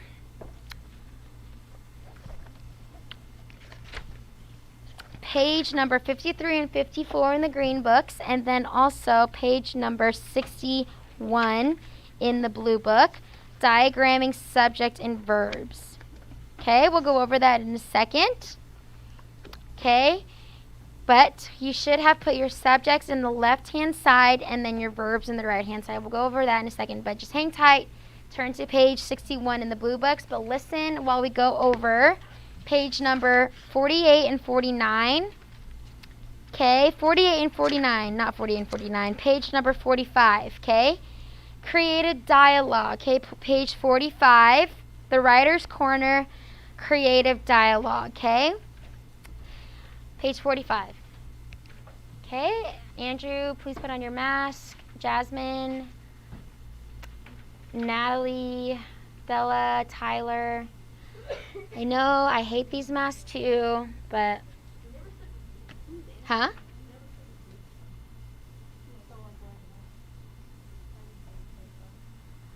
Okay. Creative dialogue. Okay, dialogue is a conversation between characters. Outer dialogue refers to the conversation said aloud between characters. The inner dialogue is the character's thoughts. So dialogue is basically referring to any conversation between characters. Doesn't mean it's two. It's basically just two or more, okay? Or it refers to the conversation in general, okay? So outer dialogue refers to the one that's said aloud. Inner dialogue is basically the character's thoughts, okay? Both types of dialogue are equally important because working together they reveal the whole character. So using a picture or painting in your inspiration, you will be writing a creative dialogue using the 4 steps of the writing process, okay? Class, what's the first step? Plan. Good. Plan is the first step of the writing process, okay? So you need to study your picture or your painting or basically whatever subject you have, okay? Number 2, then you develop the framework, okay? Your characters should be distinct individuals, not just 2 people who are alike. No characters are alike. People behave, talk, react, and think differently. So you need to think of what makes your character unique, okay? How does your character look? What's your character's age? What's their gender? What's their distinguishing features? How does your character think? Is he smart, uneducated? Does he display common sense? How does your character act and react? Is your character thoughtful, loving, generous, uncaring? Just basic characteristics of your character, okay? How do you want to portray them, okay? Letter B, your setting needs to be clear and precise. What is the time? Where is the place? What's the weather? Okay, does the setting have a bearing on the story or characters? Okay, does the setting influence your characters? Okay, the sample. The setting is the front of the room of the Waste family's house. It is around 1895. It is late afternoon in the fall. The sun has just set and it is dark outside. The chores are done for the day and the old couple is sitting together quietly. Basically, everything around them is influencing the old couple, okay? And then you decide your overall tone. Do you want it to be comedy, like funny? Do you want it to be serious, cheerful, critical? Do you want it to be sad, depressing, okay? That is your tone, okay? Turn the page to page 46. After you think of the way your character wants to be or the characteristics and qualities that they have, you need to make a list of ideas, okay, about the characters, okay? Then you would do, if it's a woman, old, gray, and frail, she's worried, okay, clutching her Bible, different aspects of your character. Okay, then you plot the storyline. So you list the events in chronological order. Then you note the conflict, okay? Obviously, conflict is basically part of the rising action to the climax of the story, like what is happening within the story that is causing them to be sad, or what are they doing within the story, okay? That is your conflict, okay?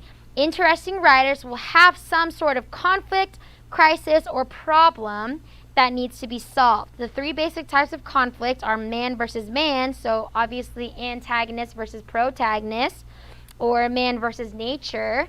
Okay, the antagonist is seen in maybe the nature, like a rainstorm, or different types of elements, or then man versus himself. That is the conflict within someone's self. Maybe this person is guilty of something, or he's struggling with self-doubt. Okay, that's like the inner conflict. Okay, then you decide the denouement, or the conclusion of the resolution of the story. So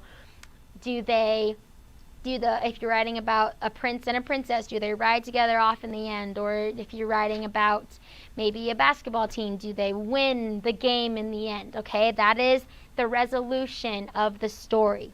Okay, next you write. Okay, obviously writing is the second step. Then you write out your story. Okay, planning is part of the list of ideas. So make a list of ideas, or list of ideas part of the planning process. Then you write, then you do the introduction where you introduce the setting, the characters, the general tone. Then you write out the body, which is the story, and you develop the characters, or you develop the plot. Okay, and then the conclusion, like I said, is how things play out in the end. Then you rewrite, which you evaluate your composition. Does it make sense? Do the stories or the events in the sentence or the story, do they make sense? Are they listed in chronological order from beginning to end? How do I want them to be listed out? And then you rewrite if you want to change things. Then you edit. This is basically when you say, oh, this grammar is wrong, or I want this person to say it this way. That's editing, and then you write your final draft. Okay? That is when you choose your appropriate title. Okay, go to page 49, exercise A. Okay, exercise A, we will do this. It's a list of ideas, okay? I will probably go to the office and print out these for those of you who, raise your hand if you have a blue book. 1, 2, 3, 4, 5, 6, 7, and then probably 8. Okay, I'll print out copies of these so you can do this tonight. But you need some inspiration, so you can look at a painting, you can use a picture, or another source of inspiration, like maybe a story that you guys want to write. Okay, tonight for homework, you're just writing out a list of ideas. Okay, list of ideas is I want one of my characters to have this character aspect about them. Another one, I want to write them, have this way, be the opposing personality to my character. This will be due tomorrow. It's just a list of ideas, and then we'll work on drafts throughout the week. Okay? Yes, John.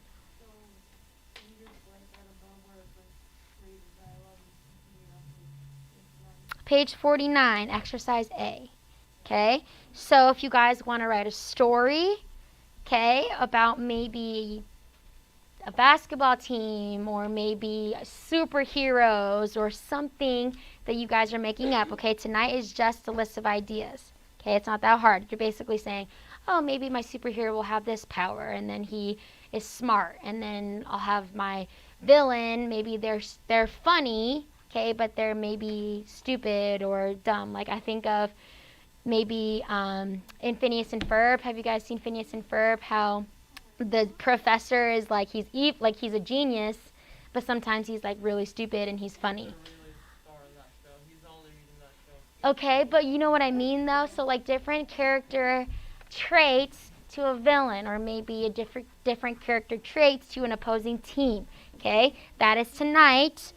Then you need to list out your ideas for maybe the setting where you want the events to take place. List of ideas for the plot. Okay, what happens in the story? Okay, then a list of ideas for the resolution, how it ends. Okay, I will make this easy for you. Okay, you can maybe take a movie. Obviously, it has to be appropriate. Okay, you can take a movie and then rewrite your own maybe dialogue of a movie. Okay, so some of you maybe like superheroes, you can rewrite a dialogue of the Avengers or Thanos, or maybe you guys like, sorry? I know it's a villain. That's why I said Avengers. Okay, so Avengers, okay, that's your hero, opposing character, Thanos. All right, but make sure if you have a question or a comment, raise your hand. Okay, so you can do that, or maybe like I don't know, some of you guys like Disney. Maybe you can do like a Disney movie, okay, rewrite dialogue, maybe the way it should have ended, in your opinion, different things like that, okay? That is tonight for homework, and we will check those tomorrow. So that is tonight. We'll check those. Okay, then read pages 77 to 79. Actually, let's go quickly over pages 61 and also our diagramming on pages 53 and 54.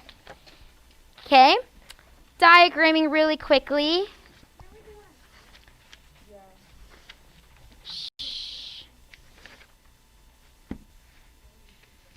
Exercise A and B. Just A. We did do this in class. Good. Okay, so make sure that you are practicing this. This will be part of your quiz on Tuesday.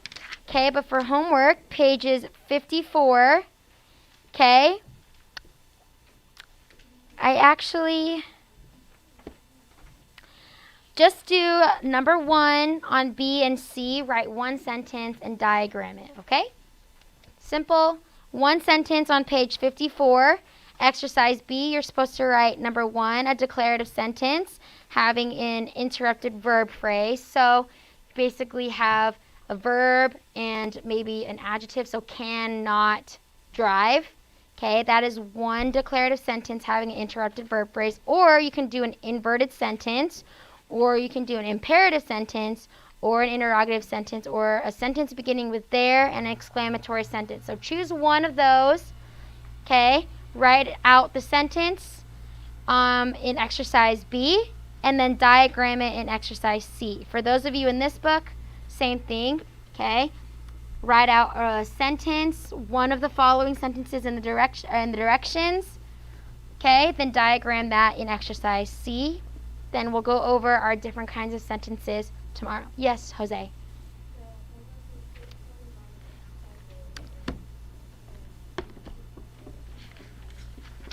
Yes, page 54, exercise B. Write one sentence, and then in exercise C, diagram it. Okay, and then same thing on page 62, exercise B. For those of you in the blue book, exercise B, write one sentence, diagram that in exercise C. Okay, are there any questions? Awesome. Okay. Yeah, you guys are dismissed for lunch.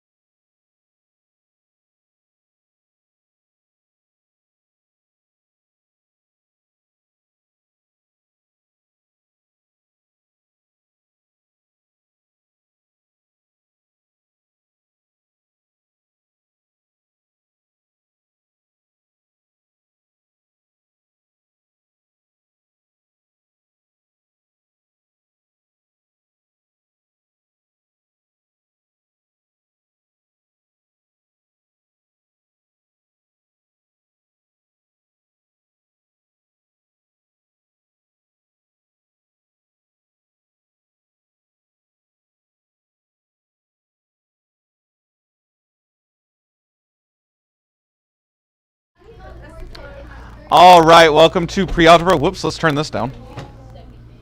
Welcome to pre-algebra. Get out your homework that was due today. Do not walk it up here. Just you get out your homework, okay? We're going to go through Chapter 2 Review B, but seeing as I'm basically going to just be reading answers, I'm obviously not going to do that on stream. So those of you who are distance learners, you guys need to go ahead and make sure that stuff is turned in. We're going to grade it in class, so I'll just grade yours separately as we go. So make sure Chapter 2 Review B is turned in, and then you guys have your test either Tuesday or Wednesday. I've already sent that information to distance learners, and we'll have it in here on Tuesday and Wednesday. All right? We just have shorter class periods. So, all right. Distance learners, I'll see you guys on Thursday then.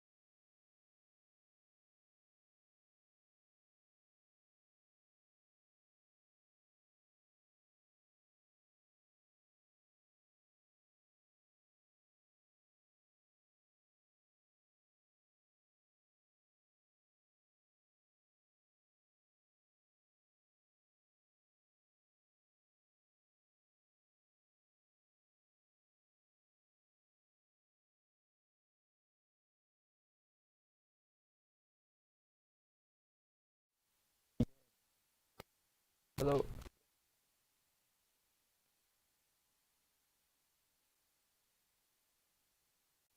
Hello, hello. Okay, I think it works. All right, let's pray, and then we will begin. Shh, everyone should be quiet while we pray. Okay, here we go. Then, Father, Lord, thank you for this beautiful day. Thank you for everyone that is here, Lord. Thank you for keeping us all healthy through this time, not only of COVID, but flu season coming in. Please continue to keep us healthy. Thank you for allowing us to be able to come to school in person, the blessing that we get to have, but please help us all to remember that as teachers and as students, Lord, for us to remember that you have given us that privilege to be able to be here at school, for us to be able to make new friends and to enjoy today and the rest of this semester as we have Thanksgiving coming around the corner here in a few weeks. Thank you for the weekend we just had. Also, please help some specific prayer requests we have as we have some unspokens. Please help Nico's unspoken, and also please help Emily's unspoken, Destiny's, and Jaden's unspokens, Lord. As you know all of our thoughts, all our needs, all the things going on in our lives, please just be there for them. Comfort them through whether it's a trial, protect them through whatever situation may be, and give them peace to trust in you through whatever storm may come.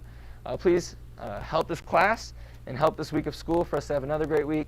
In Jesus' name we pray, amen. All right, Nero. Get that up on the screen for you. Nero is where we left off last week. Okay, Nero, what were some other highlights we talked about Nero? Does anyone remember? Okay, it was in your reading a little bit. No one? It's not in your notes yet. Does anyone remember? This is part of your notes up on the screen, yes. Okay, Nero, he was obviously the first Roman emperor to persecute the Christians. Okay, but we also mentioned how he was an extremely evil man. Yes, sir.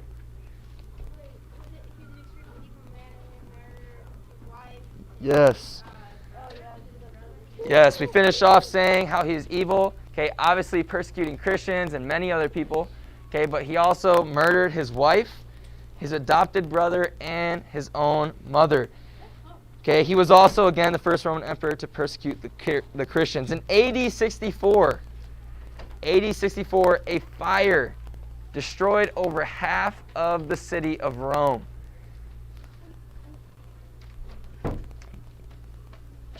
Make sure our masks are on in the classroom. Aaron, Jasmine. Good job, Chase, Jose. Make sure that mask is on. Good job, Nico. Thank you. Good job. Okay, so this fire hit, and after this fire hit, Nero blamed no other than, guess who? The people he was trying to persecute. Okay, what better opportunity, okay, than to blame this event, this bad event to the city of Rome on the Christians. Yes, sir. Wasn't he like super happy while he was doing it? Like, I mean, I wasn't there, so I can't say whether he was happy. Yes, it says that rumors that obviously he enjoyed it because he persecuted these Christians. no, when he was Shh.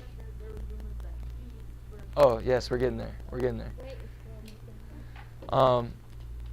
Eliana, right now you can have a blank sheet of paper out, and then we're just taking our notes down. All right? John, take notes. Huh? Why are you saying really? You can do whatever works best for you. But you need to be taking notes. All right, with this, okay, again, Nero blamed it. Everyone good on the note? All right, with this, it destroyed, again, over half the city of Rome. Okay, rumors spread that Nero, okay, even started the fire himself. Okay, he blamed the Christians. Okay, but rumors said that he started the fires himself, and that he fiddled or played with lyre while the city burned. Okay, so he just took it as a joke. All these people dying, his city burning, and he's kind of just like, I'm going to blame it on the Christians so they can be persecuted more. All right? To remove suspicion from himself, again, Nero blamed the Christians. Okay, so we have Rome burning. Okay, so imagine, okay, this whole area, obviously we've seen fires here, obviously in the mountains. Okay, but this is drawing us to a conclusion of what group of emperors? Someone said it's not Rome. Claudian. These were the Claudian emperors. You need to know that because today we're talking about another group of emperors in this empire. Yes, ma'am. We are on page 79. Okay, the Flavian emperors. Okay, these are the descendants of Vespasian. Okay, he ruled from 69 to 79 AD. He became the emperor after Nero, and he ruled Rome for the rest of that first century, so the first 100 years from 69 to the end. Okay, Vespasian finally emerged, okay, or in this time of transition from Nero and Vespasian, these Flavian empires came to rise. Okay, and we're going to see some specific emperors in this. Okay, so all these descendants of Vespasian, okay, we're going to see the Flavian emperors all under him, being from his seed.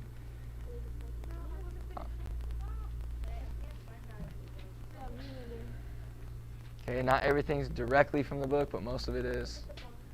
Okay, again, you don't have to write the notes word for word. Okay, you can try to summarize.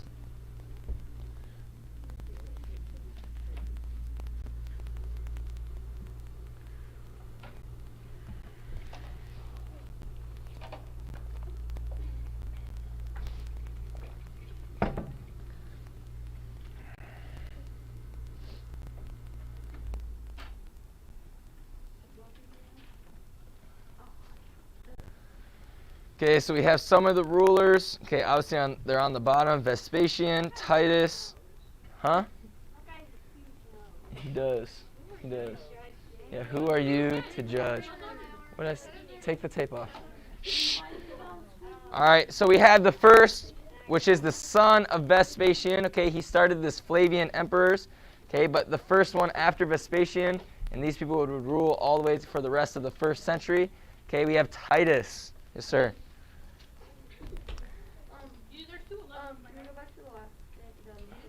It's fine. What? No. Is this relevant to our notes?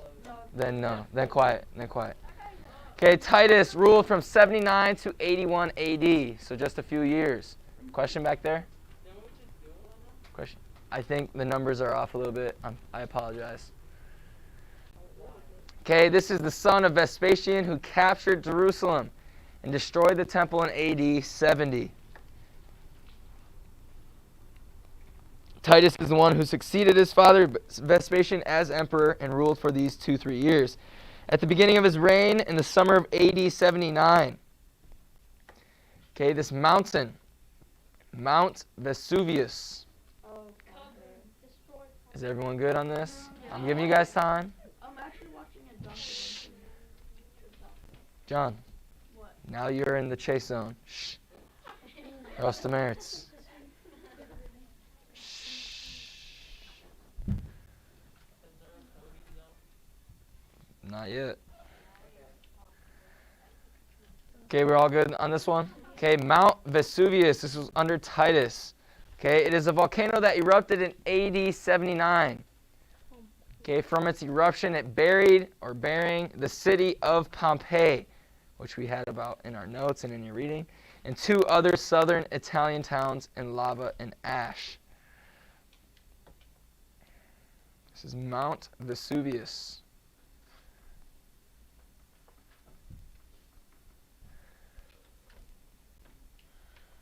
Okay, this is all under the rule of who? Titus, the son of Vespasian.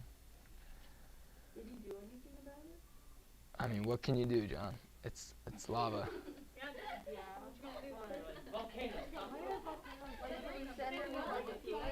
Huh? I'm sure they try to get survivors, but it comes quick, dude. It's not like they're the Flash and they can just go over sail on the waters quickly and grab people. you would have still died. The water or the lava would have made the water so hot.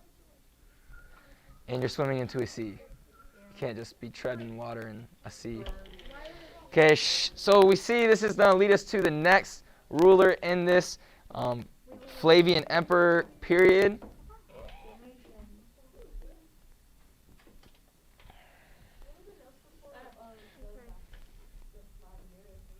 Domitian. Okay, he ruled from 81 to 96 AD, so quite a bit longer. Okay, he's Vespasian's younger son, who demanded to be worshipped as a god and persecuted those who refused. Okay, we've seen this type of rulership before. It's almost like a type of what? We talk about different tyranny. Okay, kind of like it is a type of dictatorship. Okay, but tyranny. Okay, where he ruled and did what he wanted to, didn't care about his people. Okay, Domitian ruled in this way. He said, hey, I am a god. Worship me. Okay, I am your king or emperor. I'm your ruler. I am your god. I do what I want. Okay, worship me. And if you don't, I'm going to persecute, kill, punish, whatever it may be. Bless you. John, what did I say about making comments? There you go. Don't do it again.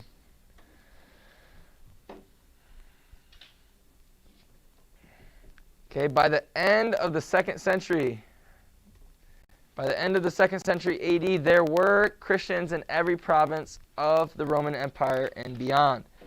Okay, so although they're being persecuted by these different emperors, okay, obviously Nero more specifically, okay, Chase, hold it or I toss it. Okay, but Christians, although they're being persecuted, they still inhabited a lot of this Italy in this whole Roman Empire. So through Spain, France, Italy, Greece, Asia Minor, present-day Turkey.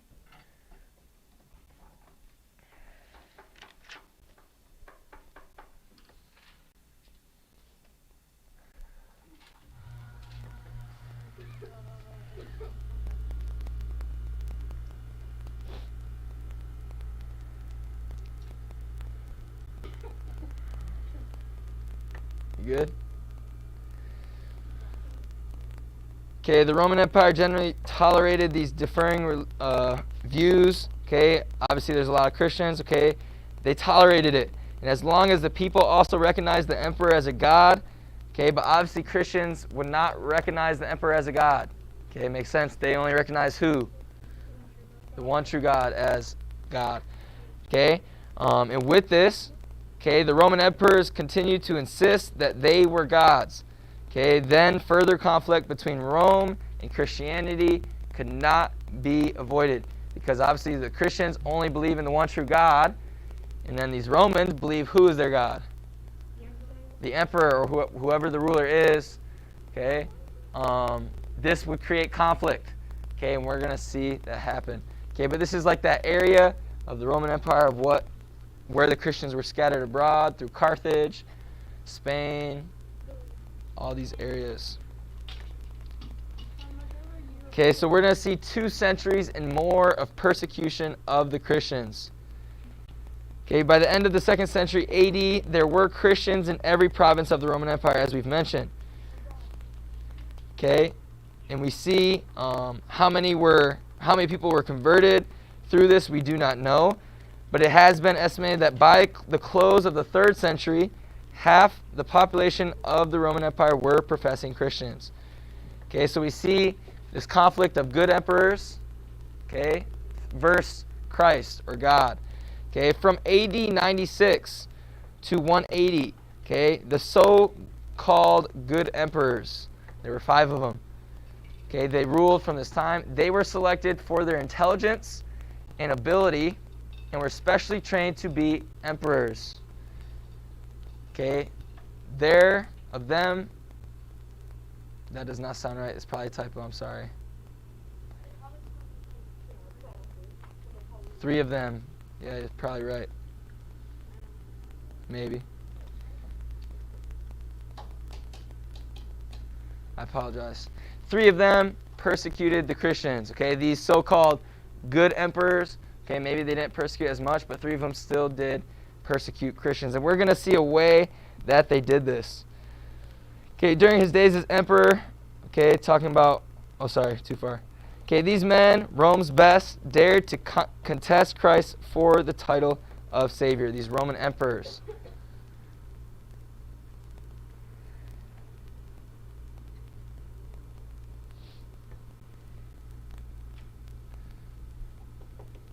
Okay, and we're going to see a time period of people through this place. Obviously, you guys hopefully know what that is, and we're going to talk about it in a second. Go back.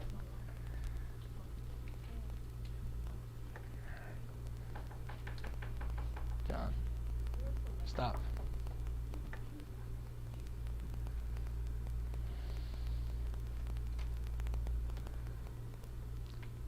Okay, this leads us to this time under these different leaders of the picture I just had up there.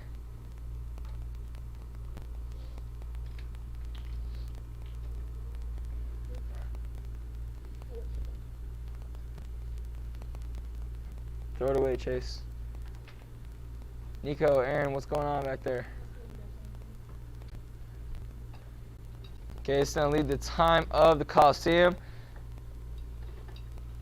Okay, but sometimes, what? Go back still? Sorry.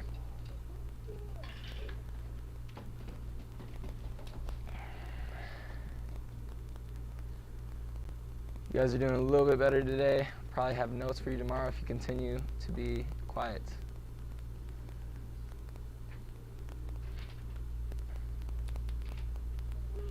Good?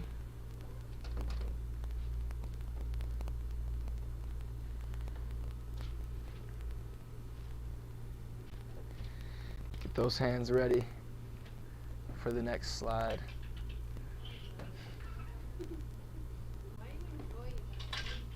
Chase, tape, ball.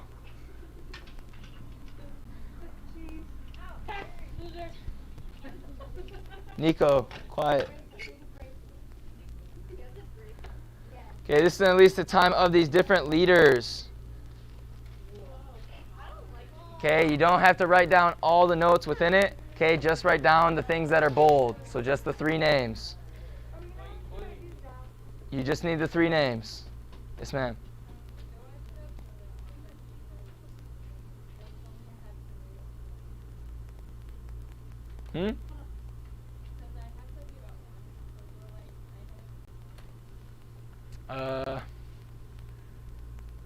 Sure, you can go check the office if you're supposed to leave at 1. They didn't tell me anything, so I don't know. You can head up there and check. I wasn't told anything. Okay, but write down these names. You don't need to write down every single detail right now. Nico, turn around. Come on, guys. Just a little bit longer. Please. Okay, we have the Trojans, okay? Trajan. He ruled, or they ruled, this person ruled from 98 to 117 AD. He pushed the boundaries of the empire to their greatest extent. During his reign, it was against the law to be a Christian. Okay, so it was against the law. If you were caught, okay, you were persecuted. Okay, then we also have Marcus Aurelius. He ruled from 161 to 180. Okay, he wrote the books on philosophy. His persecution of the Christians reached west into Gaul. Okay, remember we talked about the Gauls? They came from like the Spanish area and across the Mediterranean. Okay, the persecution of the Christians reached west into Gaul. Cruelties made spectators shudder into Africa, or shuddered with ore. Some martyrs walked over nails, thorns, or sharp shells. Others were beaten until their muscles and veins lay bare. After such torture, they were put to death by fire. Meaning, basically, shh, Nico, stop talking. Okay, basically meaning they're tortured to where their skin was gone. Okay, it was fleshly. Okay, and then obviously after all this torture, okay, they would be burnt to death. Yes, sir. That's what everyone feels like when we do practice. I highly doubt that's what you feel, even close. I can't even make it close to that. We get it. All right, so this is Marcus Aurelius. Okay, but we're going to see a change of control a little bit. Okay, under first Commodus. Okay, he was considered the mad emperor. Commodus. who was assassinated. His office was put up for sale. Okay, so he was crazy. Okay, he succeeded Marcus Aurelius and ruled for about 13 years. With his assassination, Rome fell into civil war. Okay, so the leaders and maybe the poor or the people. Okay, and his competing armies fought for the office of emperor. So he died, he was assassinated.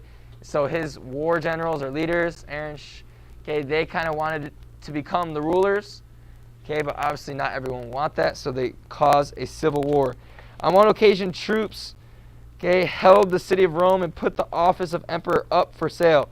All pretenses were dropped. No one doubted that the armies controlled the emperors.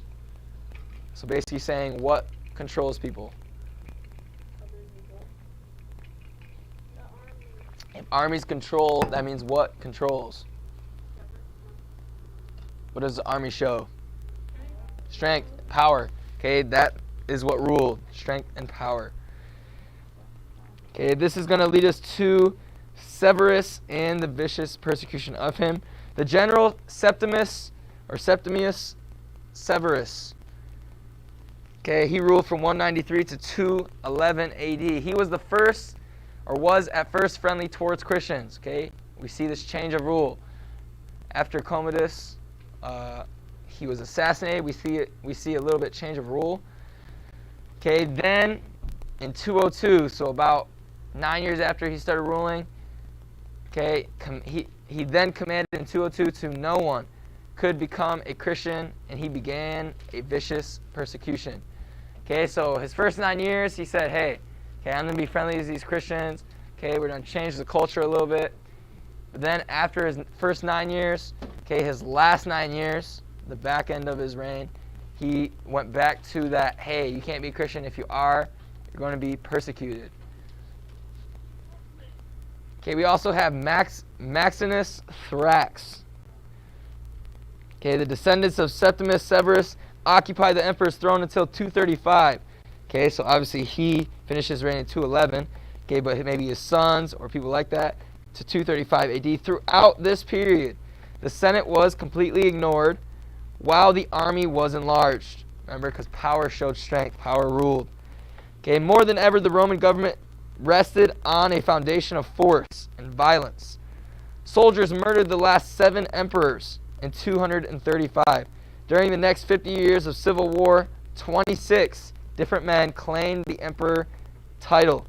Okay, so just in 50 years, okay, in 50 years, 26 different men claimed the emperor's titles.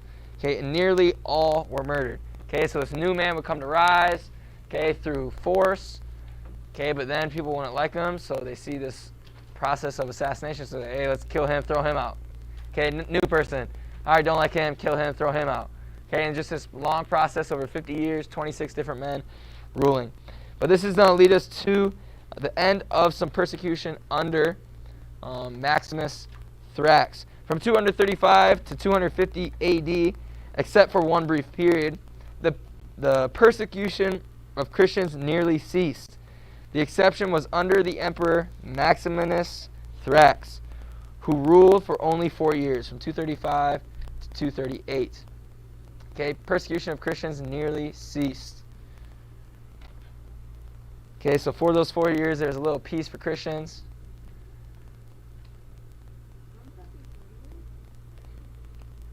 $35, $36, $37, $38. It's not plus $35, $36, $37, $38. Okay, but this is going to lead us again. Okay, so there's peace, but we're going to get back to persecution under Valerian. Okay, persecution resumed. Okay, around 250 AD and began to worsen. Valerian, emperor from 253 to 260 AD, believed that he could harm Christianity the most by attacking not just all Christians, but by attacking their Christian leaders. Okay, so the men that spoke, the men who led, okay, the men who spoke out against government, the men who spoke up for God. Okay, obviously they're not going to like that because they thought who were God? Themselves. Okay, so he worsened it, and not by attacking completely all just the Christians individually, okay, but by attacking the Christian leaders. Okay, we're going to stop there for today. Okay, we got to do better. Okay, we're still talking too much. Okay, I know we're coming from a Halloween weekend, whatever you guys did on the weekend, I'm not sure. All right, but we got to start paying attention, not messing around, not fidgeting with whatever pen, I don't know what you're doing. Okay, no tape, no anything. We got to stop. Can we do that? Okay, it's not hard. I want to treat you like 7th and 8th graders. But when we act like that, I have to treat you like little kids. Fair? Okay, so let's be better. Okay, I know not all of us are being terrible. Okay, but it is a group thing. Okay, we got to be better. If I have to split you up, I will. Okay, starting tomorrow, if you talk, you're moving. I don't care if you want to or not. I will have notes for you tomorrow because we did do a little bit better for the most part today. Okay, we'll have notes tomorrow, so you can clap on that. Okay, you don't have to write them all yourself. Okay, we'll have those ready for you tomorrow. But for homework, yes, sir.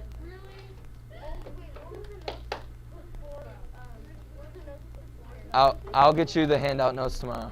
You'll have handout notes tomorrow. Here we go. Shh. Okay, we're not done. We still shouldn't be talking. Homework is page 84.